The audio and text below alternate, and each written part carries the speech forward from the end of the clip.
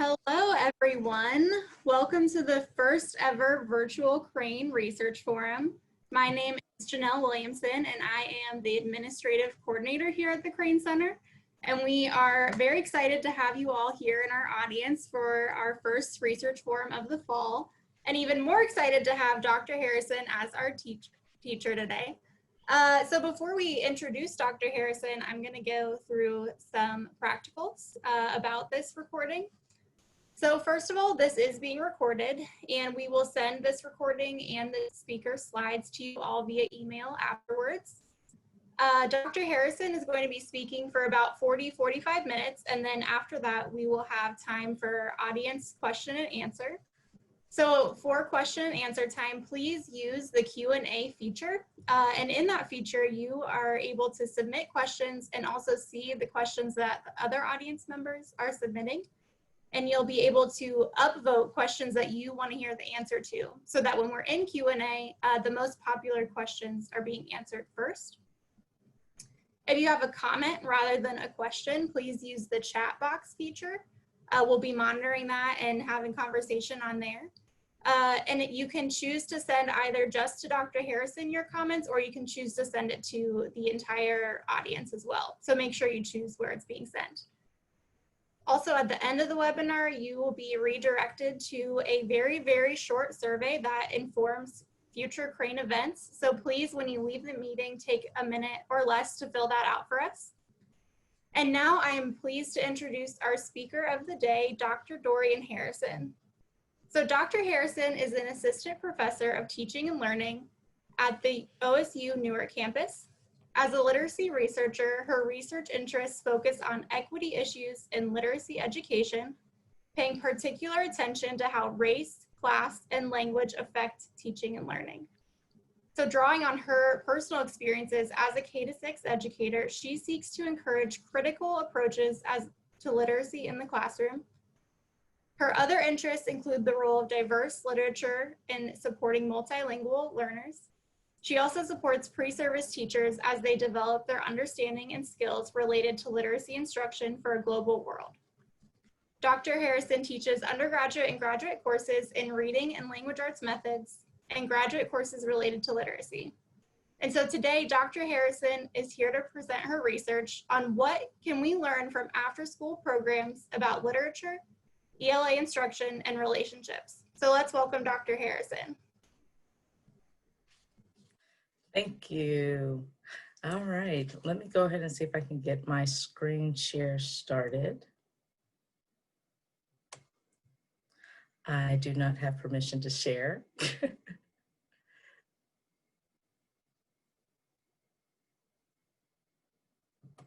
There we go.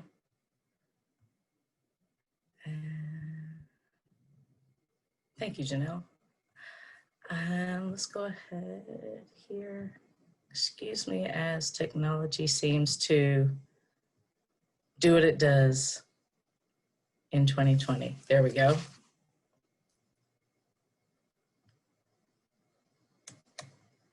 All right. So again, thank you for that lovely introduction and for inviting me to come and speak and share aspects of my research and my passion for equity and literacy education. I want to start with a little bit about myself in terms of who I am outside of academia, or who I was outside of academia as well. I come with about 13 years of teaching experience in K-6, pre-K settings, but also within the after-school world. And so this was something that I wasn't expecting to come back up in my research, being in an after-school setting and developing such a passion for after-school learning.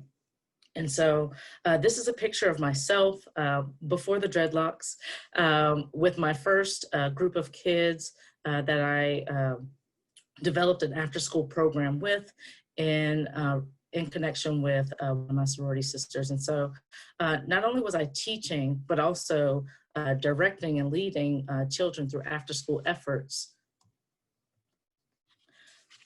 So that's really my approach and my thinking when I'm coming into the space of after school programs and after school learning.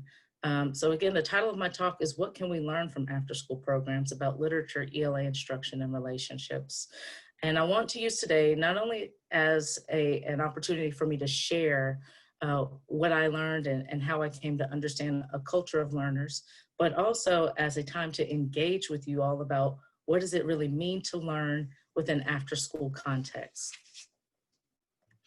So know that I engage in ethnographic research and case studies, which means I am not going to provide you with a lot of statistics or analyses of data, but instead, in the same way teachers seek to understand academic history to better serve our students, I approach the same process through a lens of cultural understanding. So you'll see that in the ways that I present my data through a story-like manner. So let's begin with what after schooling looks like. And so in particular, I focus on after school programs such as you would find in the YMCA, Boys and Girls Club, the after school sort of environment where you'll have staff members, the kids are playing, there's homework time, etc. I'm not looking at like the sports and those types of activities. And so within this idea of what after schooling is for me, there are also stereotypes associated with this concept of after school about organized chaos, kids running everywhere. And if you've ever peeked in, sometimes it does look like that. There's a knowledge that there's a lack of funding. There's a high turnover rate in terms of staff, and sometimes a lack of parent participation and input. So if you really think about it, it almost sounds like a school, right?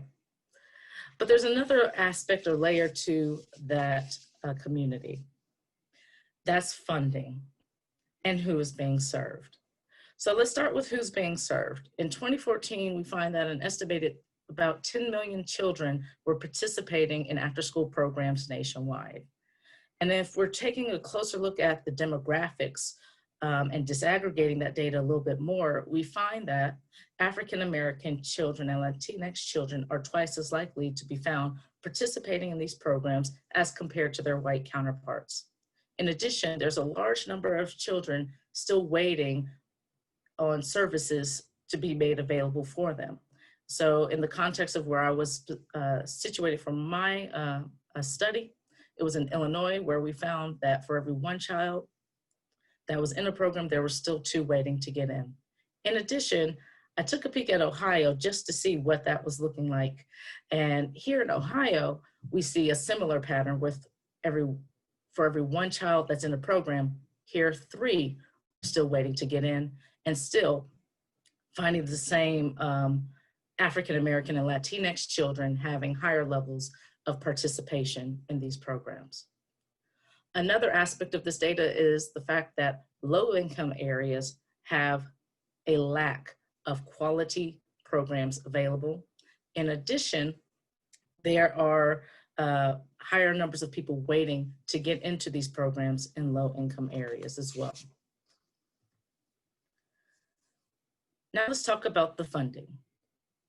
Well, in 2017, we know we heard a lot about the funding and 21st century community learning center grants. And I want to sort of take you on a small historical journey about where these grants were developed and how they are impacting after-school programs today.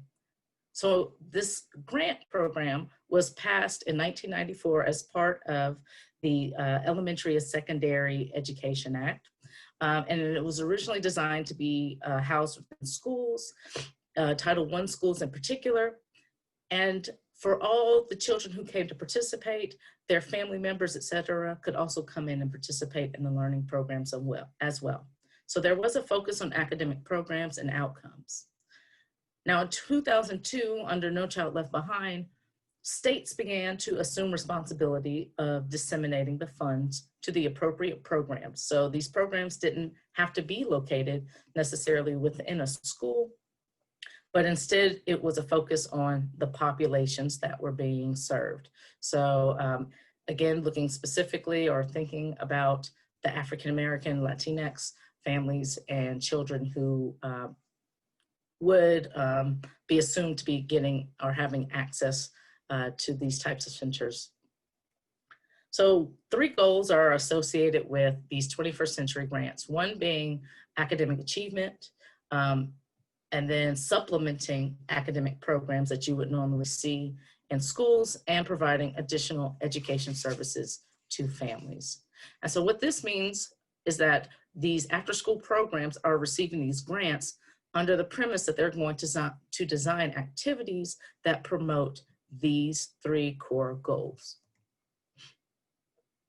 Around the same time we're seeing an emphasis on these 21st century grants, we also see an increase in the number of studies that are featuring after-school programs housed within low-income areas that are filled with children from African-American and Latinx backgrounds. And we see here in Posner and Vendel's work, they discuss the positive effects of the participation in these programs. They also point to how low-income African-American children performed higher in school when they participated in this program when compared to their counterparts. However, they also describe and paint a picture of the community through a deficit lens in terms of urban neighborhoods. And additionally, it was a strong focus on academic outcomes versus what the community had to offer. And another look at some data and explanations of how after school or out of school learning is understood. We see here an NCES study or survey, excuse me, on parents' education-related activities that they're doing with their children outside of school. And they disaggregated the data here based on the parents' level of education achievement. And so for me, I wanted to look at a few of these areas in particular, like the school-like practices is what I'm referring to them, like them visiting a library with their children. We see that here, what we assume to be low income families, because there's less academic achievement, did a lot less with visiting libraries type activities with their kids. In addition, told child a story, right? We see here still, maybe not to as high a degree, but there's still less activity happening with the parents who have less than a high school degree or below a bachelor's degree. But of importance to me, being from an African-American family, was this discussion of family history and ethnic heritage. As for me, you see, that is a form of narrative, right? It's a form of performed storytelling that in my mind should have been included in Told Child a Story. And so we see here that there's a lot more emphasis on that in these families or with these parents who have less than a high school degree or below a bachelor's degree. And so I began noticing a pattern, right, on how data was being presented in relationship to these after-school programs that cater to low-income Black and Brown children. And lo and behold, a recent study just came out that found a similar pattern as well. When you're thinking about after-schooling in urban spaces, there is a focus on academic outcomes and the risks associated with living in those spaces as a youth.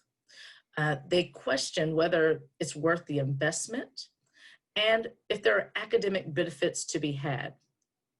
In addition, within my own research and studies of after-schooling, there's disparities in quality is something that was a lingering theme throughout. Now, on the other hand, we see that suburban and affluent spaces, when they are describing these after-school programs, focus on the effects of, well, maybe I'm just in too many after-school programs. So they cast a wider and a broader net. And they talk about youth having this burnout effect. They talk about improving student portfolios in preparation to go to the best schools. And they look at the generalized social benefits that children gain or families might gain from being a part of these programs as well. Then again, within my own work and my own understandings, it's maintaining these high quality standards becomes a driving force for these programs as well. So of those core elements, I really wanted to find out how I could re-envision after schooling and how it had been done already within the research. And so I landed on Woodland's article. It's a 2008 article, and he's actually done another more recent one in 2016 that highlights after-school programs, specifically looking at tutoring and what makes them effective with African-American children. And in this particular study, African-American males, right? And he found these core elements of effective programs for Black youth, highlighting the relationships, flexibility, the way staff are trained, space, cultural components, family involvement, enriching curricula, and more. And above all of this, right, he's being guided by this theory of cultural relevancy by Ladson Billings, 1995, seminal work. We hear about it and see it in education often. And undergirding this theoretical foundation of cultural relevancy work is an understanding of student success, cultural competency, and critical consciousness, like those three elements, right? And Woodland, highlighting in his study, focused on critical consciousness the most. The other two were there, but he talks a lot about this idea of critical consciousness when working with groups of African-American males in the after-school program. And this is a key aspect because critical consciousness helps aid young Black youth in understanding the complex interactions and relationships between education, the system of education, the system of racism, and the system of inequity that they might experience or they have experienced through their schooling. And it is this awareness that helps create sound programs that it can empower youth to see themselves in ways that they may not have previously. So this study posed key questions and ideas concerning academic activities, such as how we're designing tutor programs, that one-on-one tutoring just might not be enough in and of itself to help Black youth, and an emphasis on mentorship through dialogue and activity that addresses the disconnect that Black youth can experience within the education system. I also turned to additional studies of out-of-school worlds by looking at Hull and Schultz seminal pieces. This 2002 work, I love this book. It's inspired a lot of how I see and understand literacy in this particular study. And so in Hull and Schultz, they look at the context of the after-school program and taking critical looks at the roles and constraints around what we consider to be literacy. And they claim that much of what we know today concerning literacy was and still is formed through studies conducted outside of school, right? So take a moment to really think about that. A lot of what we're doing in terms of literacy strategies, ideas, were first theorized, hypothesized in these out-of-school contexts, right? And so in addition to that understanding, they talk about how literacy involves all these elements, right? Ideologies, discourses, identities. But in addition, they pinpoint or they point out that Black and Brown students are socialized differently than what we may expect or assume within the institution of education. And so within these out-of-school worlds, we get to understand these social differences or these unique aspects to these kids in a way that may not be happening inside of our schools. So to better illustrate this, we find a description of Street's work inside of their studies, as well as G and others, that talk about documenting literacy in everyday lives of the child and or a community. And the collective works emphasize the ways everyday literacy is associated with particular cultures. So there's an emphasis on the way local communities determine and are determined by the literacy practices across time and space. And so here we see, if we're thinking about a child in our classroom, our after-school program, not only are they learning in their home and bringing in practices and understandings there, but also from within their community, from within their schooling, and as well from the media. And another look at impacts on Black and Brown children in after-school spaces, I turn to the fifth dimension, a study published by Cole and the Distributed Literacy Consortium back in 2006. And within this work, they look at the uniqueness of after-school life and how a focus on play, building on Vygotsky's work and relationships and learning, can impact how children interact and understand within the after-school programs. And so there's an awareness of practices and sentiments that dominate educational policies and practices. So they're building this critical consciousness within the way they're developing their program, but also in the way that they were enacting their program by how they were training their tutors. So in addition, it highlights the way the youth and their college mentors engaged in these hybrid practices and literacy practices through listening and learning. So community-oriented approaches, right, in the after-school realm still have to be culturally relevant. And that's not often a discussion that we hear and see. So all of this information shaped, and it really did shape how I positioned myself when I entered my study, during my data collection, before my data collection, and well after. Now, I want to take time to introduce you to the site of my study. Now recall, this is ethnographic work, so I'm going to take some time to really read the descriptions that I developed based off of all my data that I gathered. So if my head goes down a little bit, it's just because I'm trying to be cognizant that I want to tell the story in a way that is as authentic as possible. Curb Center is located at the corner, just north of campus, down the street from the hospital, and 1 block from the police station. It's in an old church building that transformed into an after-school learning community. You will find it nestled within a predominantly African-American neighborhood where generations of family enjoyed what the building and the people who work in it have to offer. At almost 50 years old at the time, this after-school program was a part of the local community and had made itself known with the local colleges, businesses, and more. What also made the center unique were the people it served. The center catered to predominantly African-American youth, which is in line with the research we just talked about. Locals were said to refer to the after-school program as the Black program, due in large part to the population it served, rich in history and tradition within the community. No one really seemed bothered by these statements. In fact, they enjoyed catching up with their friends and neighbors in a safe place outside of school. Truth be known, we hear a lot of police sirens moving through the streets, and on occasion, we'd hear of situations with families and students that were less than appealing. However, this space was still a mecca. It was a mecca of Black intelligence and growth.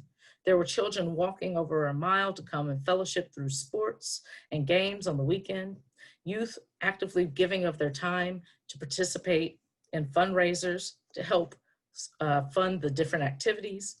There were notable sports figures from within the community and more that could be found visiting and sharing their stories with the youth. This space was special. It brought forth the truth that the children and this part of the community had a knowledge and had a style of learning that needed to be told.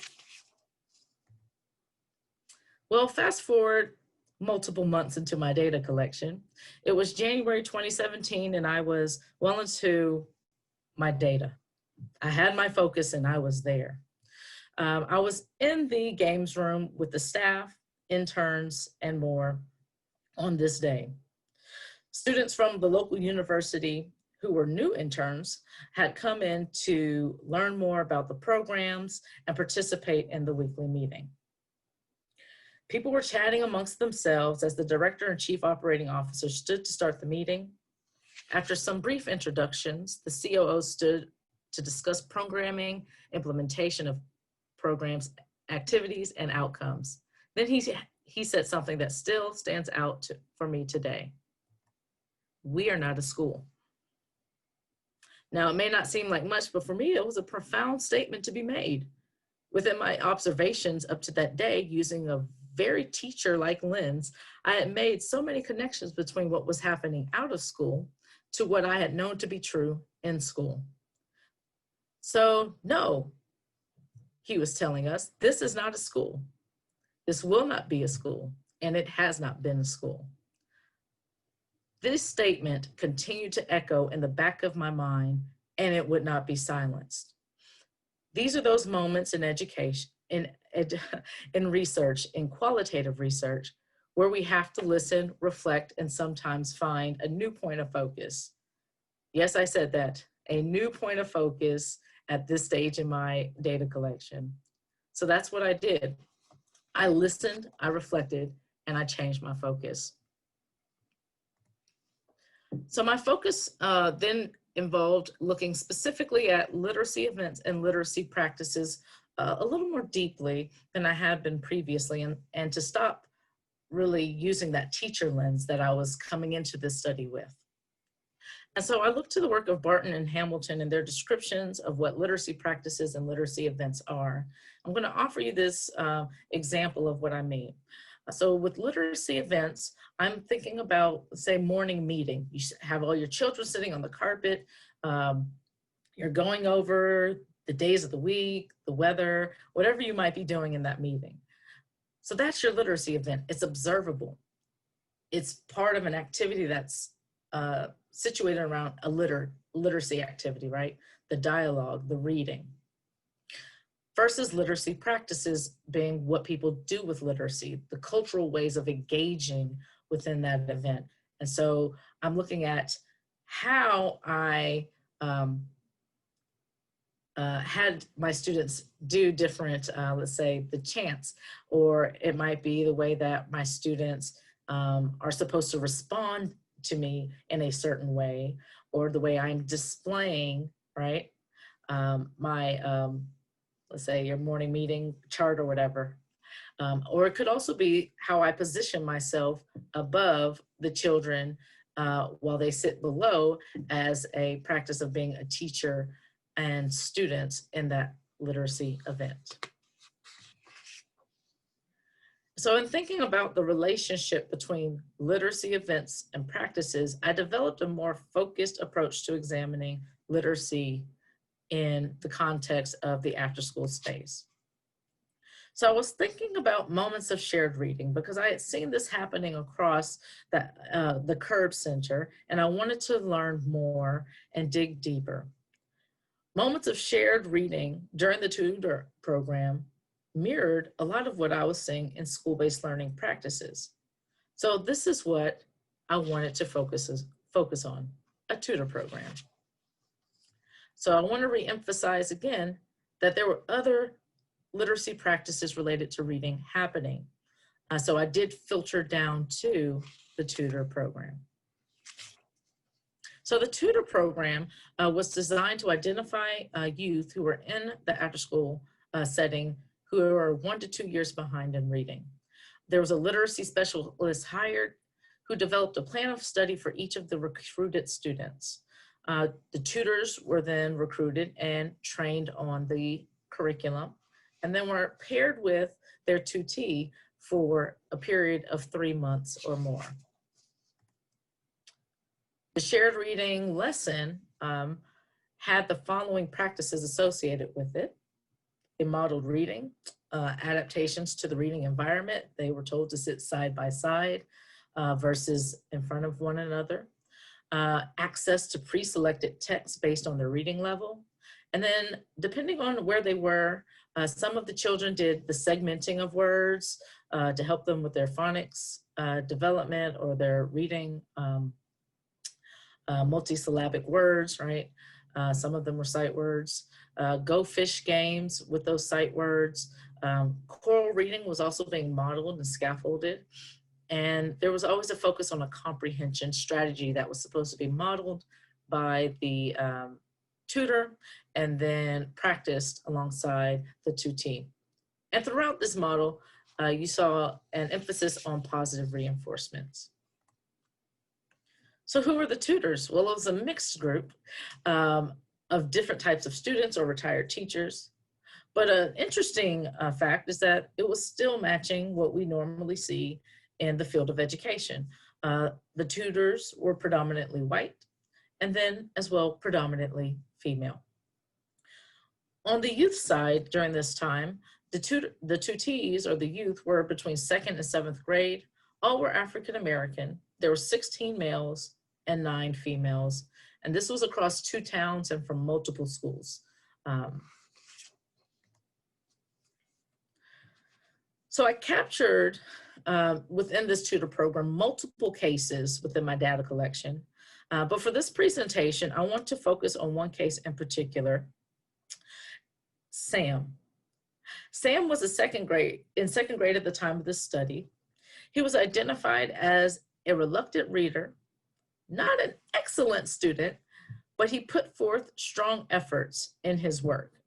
And these are his descriptions. He loved sports, he was silly, he was fast, he loved to race, and he was very strong-willed. So in the next set of narrative descriptions, I offer you data that I collected on Sam and his interactions with his tutor. So I called these interactions fort reading, and it'll become clear why it's titled that way in just a moment. So this is fort reading episode 1. I walked into the library and into a room filled with the sounds of tutors and tutees talking and reading books. There were tables placed into a U shape and a pair of readers at each table. The dividers used on the tables created a fractured environment in which they were working. Everyone had their own bubble. Students worked alongside their tutors to read and then complete a game or activity based on the literacy skill being practiced. However, there was much more happening before those skills were being practiced as well. As I'm looking around, I noticed that there was a pair sitting on the floor next to a bookshelf. Several dividers surrounded the young man and his tutor in this makeshift fort that was taking place. Normally a very reluctant reader, Sam and his tutor had developed a world in which they could escape. Within this particular event, the normal literacy practices were not being followed. The tutor sat with his back to the books. Sam reached for a book from the shelf and opened it. Definitely not his assigned book. He browsed through the pages a minute, sat the book down, and began to read silently. His tutor asked if he could read aloud. He could read aloud. Sam looked up, not too pleased with the request, but began to speak the words on the page. He did. He read and stopped occasionally and asked for help. The tutor didn't offer up front when Sam got to a hard part, but just patiently waited. About halfway through the book, Sam had had enough. He asked his tutor to continue reading, more or less demanded, and they continued down this path. No real questions being asked, but instead an enjoyment of simply reading. At the end, Sam's tutor asked him his general opinion of the text, congratulated him on reading the book, and finished the lesson for the day. So what we find in this first episode are just some quick observations of personal literacy practices that Sam was bringing to this event. And the fact that he didn't want to sit in the prescribed side-by-side manner, but instead wanted to bring in personal ways of how engaging with books that he did at home. And this is what he had described to me in later conversations. Right? And so, no, they didn't sit side by side. No, they didn't use the leveled book that was selected for him. When talking to his tutor afterwards, I was shocked to hear why they had moved into the fort. I expected him just to say that, hey, Sam wanted to, but instead he said, well, sitting side by side just doesn't work for my kid, right? So there was this awareness that his child, his tutee, did not necessarily meet or function well within the environment as it was designed. So we see this sort of modeling of what to do, right? Or how to approach children in a way that's more authentic and where you're listening. In addition, I asked the tutor why he didn't engage in the various types of questions involved with the skills that were supposed to be practiced. And the tutor said, well, that's not how I engage with books. And so it was shocking to me that I had never thought about this before. The pure enjoyment of just enjoying a book leading the experience.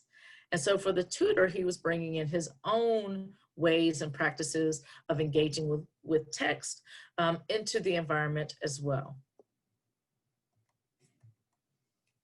So now we turn to Fort Reading episode 2.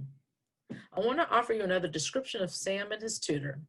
On this day, it was obvious that Sam was annoyed with the process. Today, they were seated in the back of the room at their assigned table. His tutor pulled out the pre-selected book and asked if Sam was ready to begin. Sam sat with his head down on the table, unwilling to lift it. His tutor proceeds to read the book, modeling fluent reading and stopping at the sight words highlighted within the text. Sam sits with his head down throughout. As his tutor nears the middle of the book, Sam begins to breathe harder and harder. Eventually, the tutor and I lock eyes and notice that, yes, Sam is asleep. You know that good sleep you get when someone's reading to you and the drool kind of comes and hits the table? That was the situation. For all intents and purposes, the tutor followed the lesson plans and the modeled behaviors he was trained to do. However, something was missing within this event. This time it was different. There was a disengagement. And so in the second episode, we see that, again, there's an emphasis on that lesson plan or those school-like practices. There was sort of this oversight as to what was really going on with the student, as well as evaluating procedure versus process model, right? And so he was just following the procedures and not really thinking about the process of engaging the child. Right. In my last episode, I want to talk about this. It was a funny yet informative interaction. So by now the pair was used to me staring at them and making notes about their interactions. This particular observation, I noticed something new with the shared reading process. There was some sustained negotiation happening. The tutor and his students sat in their normal spot, tucked away in the back with their fort properly built for reading. Sam was already prepared with a book he had selected from the school library, and was excited to share it with his tutor.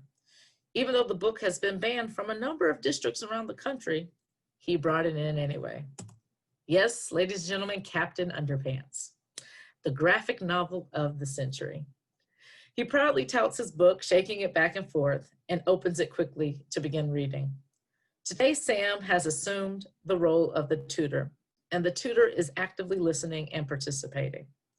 Sam proceeds to read the book, stopping occasionally to ask the tutor if he understands what's happening. He's modeling the skills needed.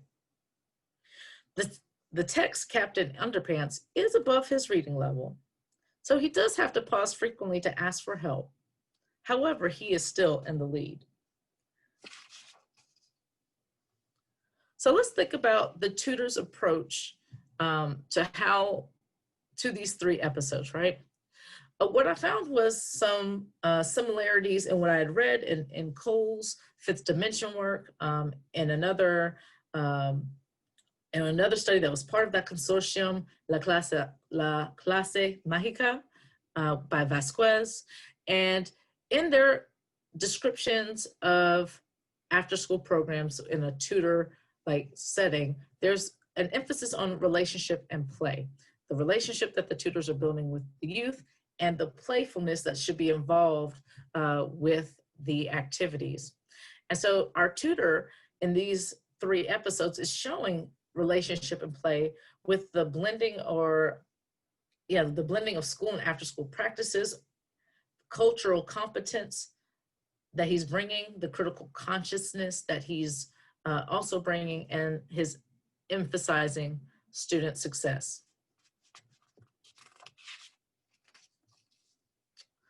Another way to look at this, and I want to come back to the illustration. You'll notice that these are solid lines now.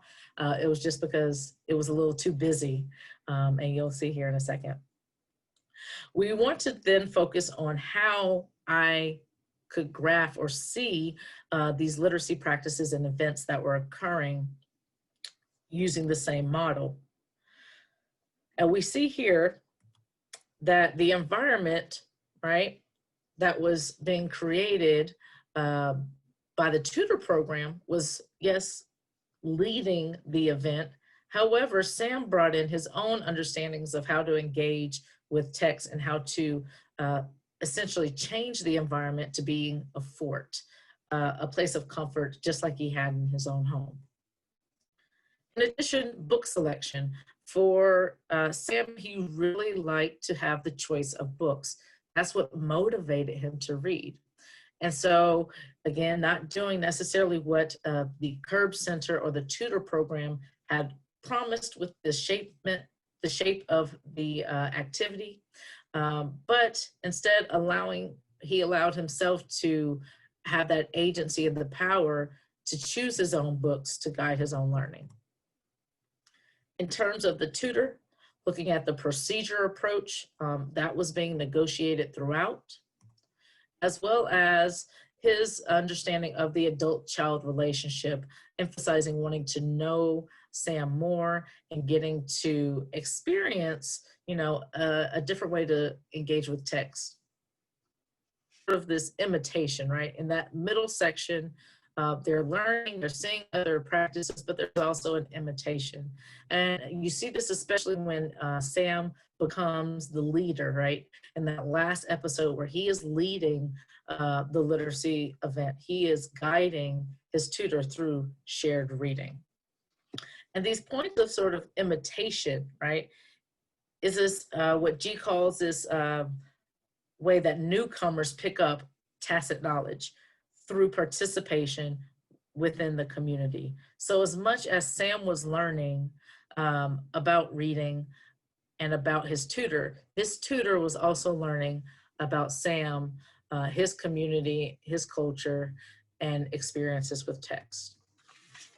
So what are the implications of this work? I know what I've learned as a researcher, but also I bring in my lens again as a teacher and as an educator. And what I find is that relationships and instruction, we should always invite those home literacy practices.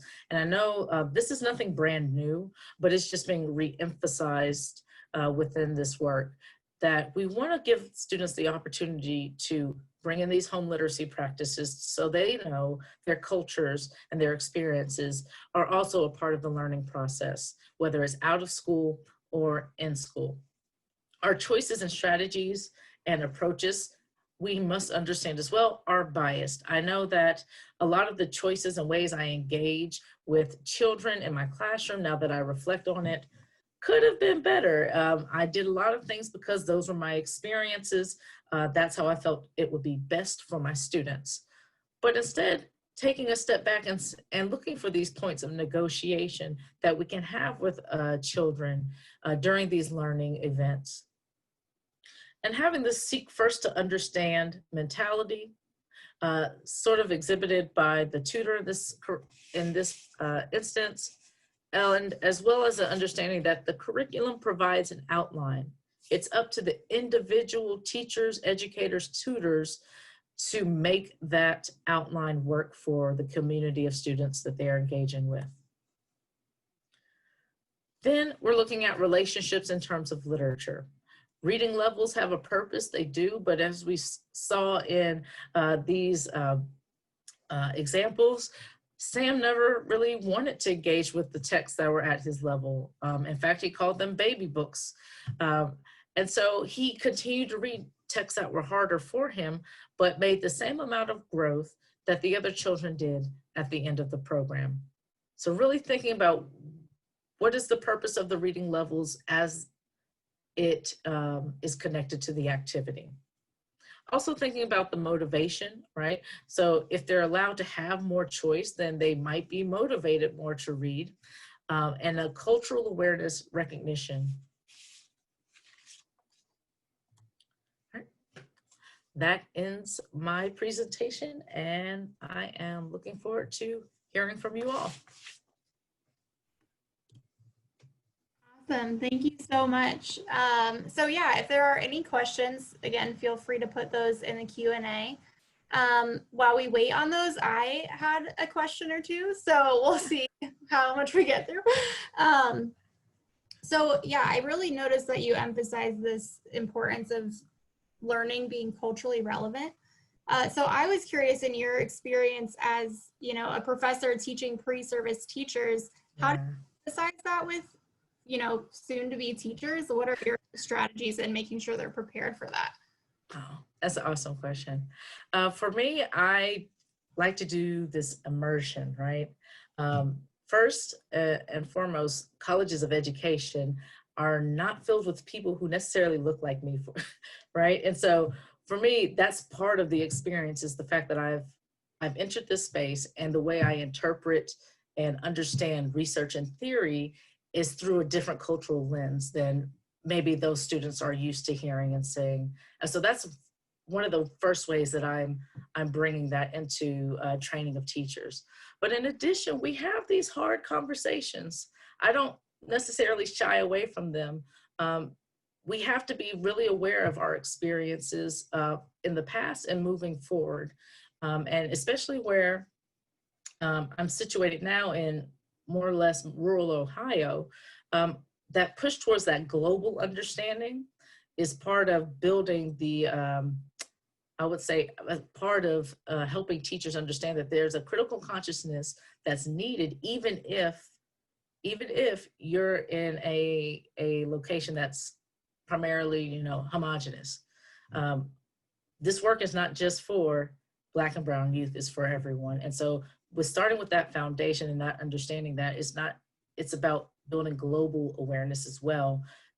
These teachers are able to then start to go through the process of, okay, well, if I'm trying to think globally, there's all kinds of people globally. I need to understand more cultures. I need to understand more experiences. How can I get those, right? And it could be through literature. It could be through field experiences, or it could be engaging with a professor or a teacher or peer that doesn't quite look like you.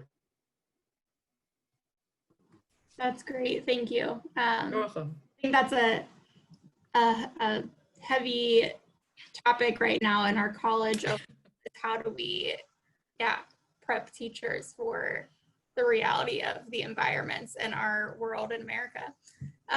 So we have a question from Matt Brock. It says, great talk. You emphasize the idea of child choice in literature and how Sam's engagement was so much better when he brought his own choice book to the tutor session. What do you recommend tutors or teachers do when a child is not engaged in adult selected literature and does not already have an alternative Captain Underpants in mind? Well, go find a copy of Captain Underpants. No, I'm teasing. That's a great question, Matt. And in all actuality, this is actually something I practiced. So at the end of my dissertation work, I actually went back to the classroom because I felt sort of disconnected. And so when I went into a predominantly Latinx school, I was working with fourth graders, and some third graders came to me as well. And I gave them free choice. I asked their parents, I asked them, what do you want to read? It could have been the newspaper. I had children bring in their home Bibles. I didn't care, right? And so even when we had our, what I call literature meetings, we would sit down and just talk about what they had been reading for that week. They would bring their books and they would ask me questions. So I ended up talking about the Bible some days. I ended up talking about the comics in the newspaper, it ran the gamut, right? And so what I say is just be open to having these conversations with children, surveying your kids to see what their interests are, being an active observer, right? And so you'll pick up as a teacher or as a tutor what they're into if you're just kind of like listen to their conversations and allow them to bring in what they love, right? And I think that's a big part of it. Now, I know that may not work for everyone.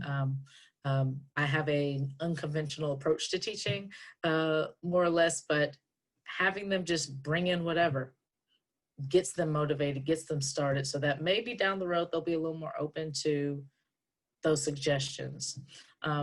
Another point I want to talk about is what I said at the end about reading levels and appropriateness of the event. So shared reading, it's my own personal belief, doesn't have to be around leveled texts that are for the children. I think there's an appropriate time to do those scaffolds, and then there's times where it could do more harm. And so keep that in mind as well. And Captain Underpants. Always Captain Underpants. We have another question from Rebecca Dorr. It says, thanks for the great talk. Your point about Sam's agency and choosing his own books is really interesting to me.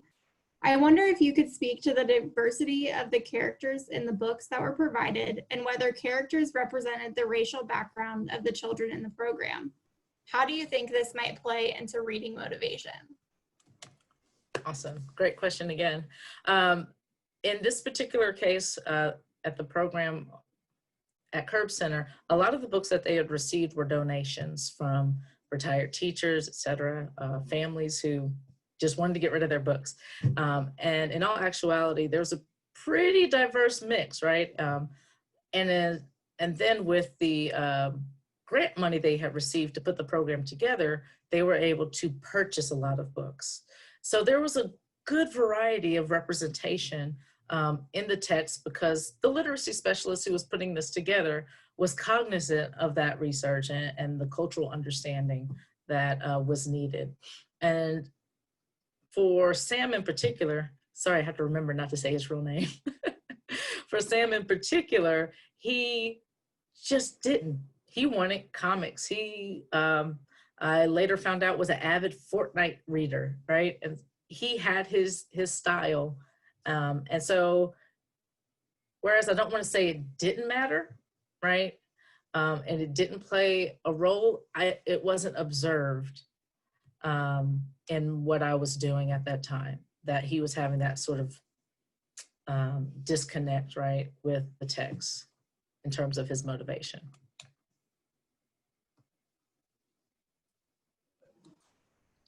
Great, thank you. Mm-hmm. Last call for questions. We can give it a few seconds, see if anything else pops up. Oh, we get one. From Chad Nunamaker. Dr. Harrison, thank you for presenting today. What is the prevailing theory for the reason why there is such a significant difference in engagement in after-school programs based on race and ethnicity? Okay, so I had to read that one again. I was like, hey.